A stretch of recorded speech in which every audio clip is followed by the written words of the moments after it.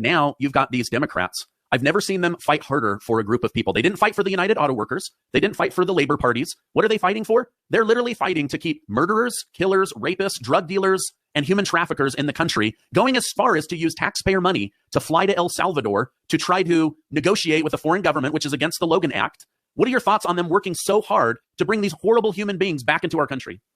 I think it's insanity. I think it's demonic. And I think that they must be trying to, do population control on the Republicans and on, people that want a real life. I mean, that's what it looks like to me. Bring the criminals back in, the rapists. Let's drug all the children with fentanyl. Let's kill them all off. Maybe then we can win an election. That's what it sounds like to me. Yeah, it's like they're so scared of not having future voters that they're like willing to allow the current voters to be killed or violated in order to keep future voters. It's just like, seems like such a terrible way to run a party. That's probably why their approval rating is at like 21%. Who could approve of this? Well, that's a good question. And I think people ought to chew on that for a minute and really think about that. Who really wants the outcome that these individuals and groups are trying to, present to us? Yeah. Now, I don't mean to harp on the Democrats, but it's like just all weekend I've been stewing about, okay, I know the Republican Party isn't perfect. I'm more MAGA than Republican, but these Democrats, they're making me absolutely crazy. And then now you've got some of them, they're literally threatening to sue RFK Jr. to stop or block the research about autism. Like, who wouldn't want to find out about autism? 1 in 31 children born today is autistic.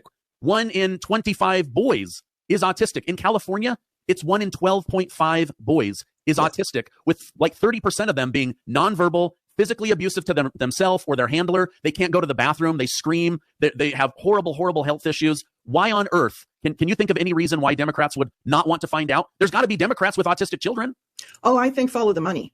That's what I think. Follow the money, because if he investigates and finds out what and who is really behind autism, that's going to uncover a lot of things. For me, I think if you really go back and you look at, okay, when did cell phone use come in? When did all these chemicals really come in heavily into the food supply, into the soil? When did, use of antibiotics really kick in for children? Behavioral drugs.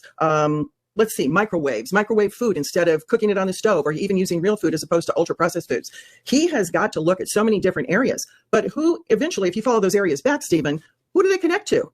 What do they connect to? It connects to the people that are in power, the people that want to retain power, the people that want to keep their money. And all of this is what it's really all about for that side. They are really wanting to protect the bottom line of all of these companies and corporations that have inundated our children with this stuff that has disrupted them so badly, their cellular structure so badly, that they can't think, that they're in pain constantly. They won't speak. I mean, this is an atrocity. And these people should be dealt with when it's all exposed, just like the criminals after the wars. That's how I feel about it. That's how strongly I feel about what they've done to our children.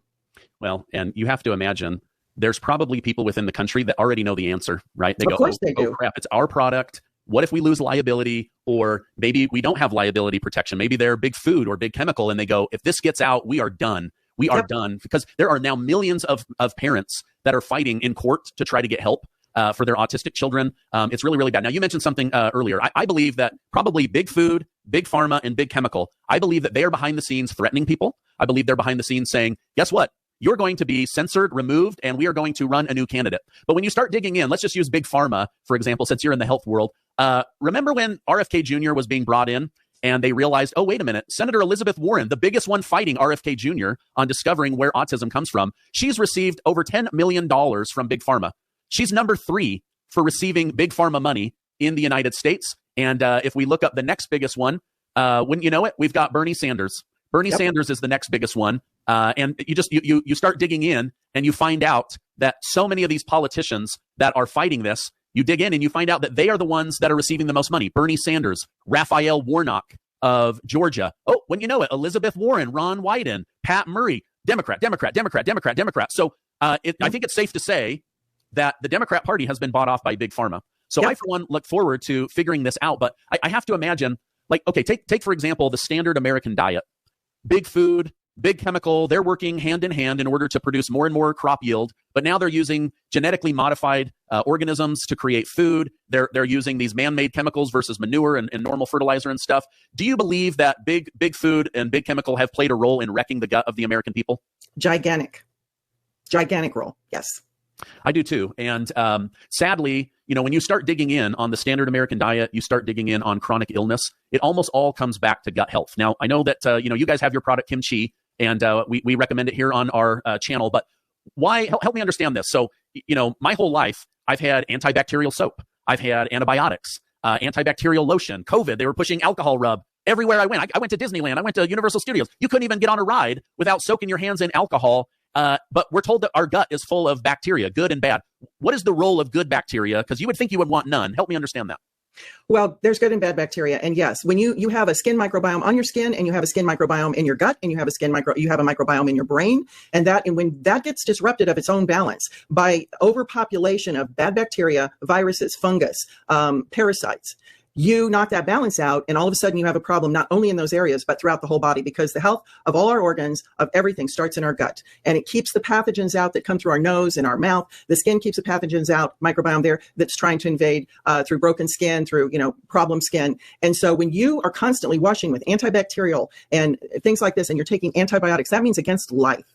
And so you have to put back in the guys that are for life, or the probiotics. But, and you mentioned like with COVID, there was an article I wanted to talk about that came out in the Times of India, February 28th of 25. It talked about these Yale scientists that have done some studies with, they studied 42 people that had symptoms after COVID, and they're called PVS, post-vaccination symptoms, okay? 42 of those. Then they studied 22 without symptoms. They found out that they had lingering spike proteins. They found out that there was an alarming new syndrome causing these distinct biological changes, and their immune cells were altered. There was such a difference in these people. These people that have post-vaccination syndrome had inflammation, they had exercise intolerance, brain fog, fatigue, insomnia, dizziness. All these things were happening. And what these scientists found out in this study is there's two types of T cells. Those T cells help us. The first fights infection when it sees it. The second one, it will kill off the infected cells. And what they found out in this study is that the people that had these post-COVID vaccination symptoms,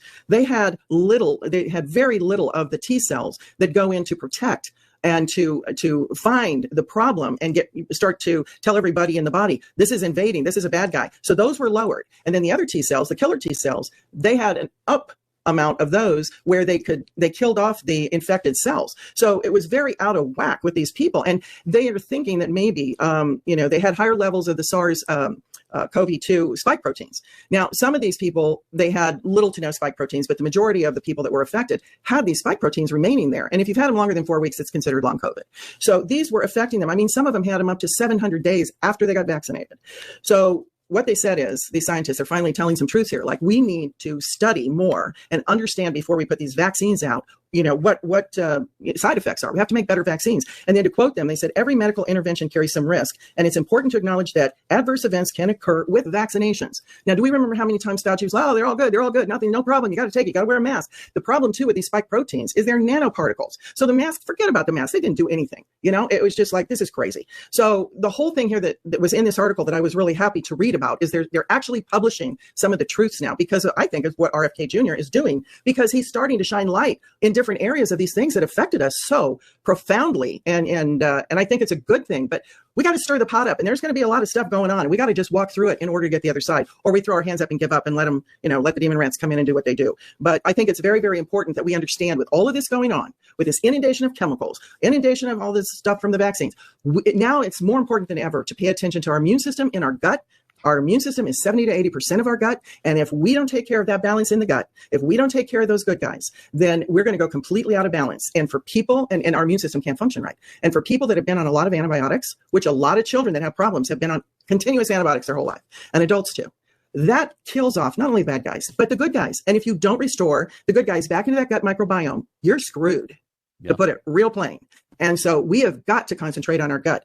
And, whether or not you have these vaccinations, these mRNA vaccinations, you are exposed to it, because these nanoparticles of the spike proteins come out in people just speaking on you, or sneezing on you, or coughing on you. And this whole study found that it was in all of the different fluids in our body. So it's in our urine, it's in the fecal matter, it's in when you have a relationship, you can exchange it. When you, like I said, speaking to somebody. So it is, really awful. And the spike proteins also induced, they found out, fibrin clots, which means that the blood flow in our body was slowed and stopped, and speeding up aging. And then they're putting it in livestock because even organic standards, they haven't concluded that the mRNA vaccinations are synthetic. They know they're not GMO, so they're saying, well, they can be included with the other vaccinations. So I want people to know that they're putting the mRNA into our livestock as well. Yeah, they're also trying to genetically modify it into like produce. These people are really sick. The thing that stood out to me about the article that you sent to me was normally the spike protein stays in the body only a few days. But the people that got these miracle shots, as you said, Yale Medical, 700 days later, the virus is still self-replicating inside of people's body. The other thing that I found that was really, really scary is there was this doctor, Dr. Sabine Hazan. She's an expert in gut health and nephrology, but she basically said that when they went in and tested people's fecal matter, that people that had the virus had low amounts of bifidobacteria in the gut, and the people that had the vaccine had nearly zero. It had completely killed off everything in their gut. That's right. It's crazy. And then you have Dr. Fauci walking around. I read just yesterday that he's received almost $3 million from the U.S. government in his first year in retirement. Like most Americans working 50 hours a week their entire career don't make $3 million. No, we're rewarding criminals. This guy has got to be taken to task. He is a criminal in my mind, Stephen. And I've thought about, I thought he was that from the get-go. But, now's the time that we have to concentrate on our gut. It has just been, it's like a war is going on for many generations there. It's been trying to hang in there. But the most important food that you can utilize to bring back some of those good guys into your gut, therefore on your gut, on your skin microbiome, in your brain, get rid of the brain fog, is a fermented food called kimchi.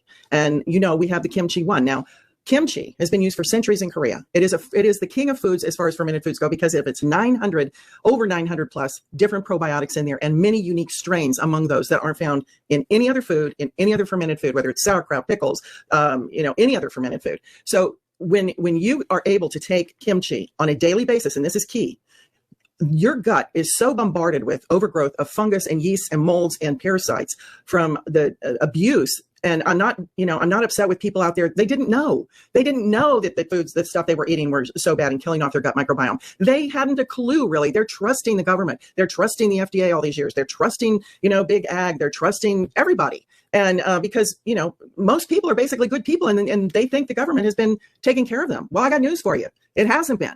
And now you must take care of your own self. You must start reading labels and you must start putting back in that balance in that gut microbiome, or you're going to continue a further downward spiral. You are going to see so many different imbalances in your body called dis-ease. And then you're going to go to a doctor and he's going to write you a prescription because he's all trained in Western medicine and pharmaceuticals. Now's the time to understand there's a whole different approach. I studied traditional Chinese medicine. I studied Ayurvedic medicine. Those are Eastern medicines. They look at the cause. They don't change a symptom into another symptom. So with kimchi going into our gut every day, and you can get it conveniently in the Kimchi One capsules, you are embedding every single time you take that kimchi, all those friendly bacteria in there that kill off the overgrowth of the fungus, the bacteria, the viruses. And Stephen, if I can, I'm very excited because we have so many people calling in that use the Kimchi One that they've either been affected by the spike proteins from COVID virus or they took the jab. And I've got some here. One of them said, I made the unfortunate decision to get the COVID vaccine after months of trying to manage strange, lingering symptoms on my own. Kimchi One's the only thing that provided the balance my body needed. My digestion, my energy, and my mood have significantly improved. Because again, remember, we got the microbiome in our brain, and so that gets affected too. And then another one was Kimchi One helped me recover from unexplainable flu-like symptoms and exhaustion that appeared after being around those who had recently been vaccinated. Since taking it, I feel much better. I started taking the kimchi after dealing with lingering digestive issues and brain fog that I suspect were related to shedding. Not only has my gut health improved dramatically, but I am sharper and more energetic. This product supports my body in ways I never expected. And then one more, I had unusual muscle aches and fatigue after getting vaccinated. After starting Kimchi One, I felt a noticeable improvement in my energy and physical comfort and my sleep. I'm so thankful for this product. So we have so many more stories that just cover the gamut. Digestion improved, skin health improved. People that have acne. I just saw something on the TV this morning. They've now got these machines that they're trying to use on veterans to go in and clear up acne. I wonder how much that's costing the taxpayer when all you got to do is improve your gut and the acne goes away. And anything on the skin is related to your gut health, Stephen. So, there's so many. And the other thing I want to talk about too that's so important. We get these molds, these aflatoxins that are on our food supply, like in peanuts and corn and other grains. And it's called Aspergillus. There's two types, but this aflatoxin that this fungus makes is called aflatoxin B1. And I'm going to tell you, this is one of the most harmful toxic substances that you can ingest. And do you know there's studies out there? And these are some of the symptoms: red eyes, coughing, fever, joint pain, headache, nosebleeds, rash, muscle pain. Did you know that there's a study that was published that show using kimchi, it kills this type of aflatoxin in 3 days, 72 hours. Nothing else out there like it. So this is another reason to eat kimchi and to take Kimchi One capsules, because you're ingesting corn, you're ingesting peanuts. Look what we feed the kids: peanut butter and jelly sandwiches, corn chips, corn's in everything. And we've been ingesting, of course, corn syrup, which is solids, which is awful, and has really wrecked our health. So Kimchi One, if you don't want to get the kimchi, if you don't want to eat the